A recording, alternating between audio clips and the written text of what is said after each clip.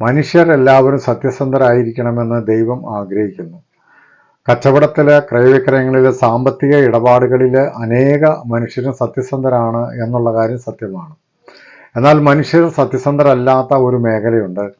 അത് മനുഷ്യൻ്റെ സ്വഭാവത്തെ പ്രദർശിപ്പിക്കുന്ന കാര്യത്തിൽ, അഥവാ അവൻ്റെ തനി സ്വഭാവം കാണിക്കുന്ന കാര്യത്തിൽ അവൻ സത്യസന്ധനല്ല. അനേക സന്ദർഭങ്ങളിൽ അവൻ അഭിനയിക്കുന്നു, മറ്റുള്ളവരുടെ മുമ്പാകെ അഭിനയിക്കുന്നു എന്നുള്ളതാണ്. ഞാനൊരു ഉദാഹരണം കൊണ്ട് അത് വ്യക്തമാക്കാൻ ആഗ്രഹിക്കുന്നു.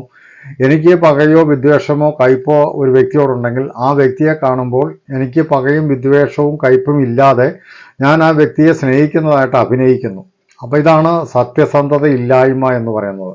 അപ്പോൾ സത്യസന്ധത എന്ന് പറഞ്ഞു കഴിഞ്ഞാൽ അഭിനയിക്കാതിരിക്കുക എന്നുള്ളതാണ്. സത്യസന്ധത ഇല്ലായ്മ എന്ന് പറയുന്നത് മറ്റുള്ളവരുടെ മുമ്പിൽ അഭിനയിക്കുക എന്നുള്ളതാണ്. അപ്പോൾ അഭിനയിക്കാതെ സത്യസന്ധമായിരിക്കുവാൻ ശ്രമിക്കാം. ദൈവം അനുഗ്രഹിക്കും.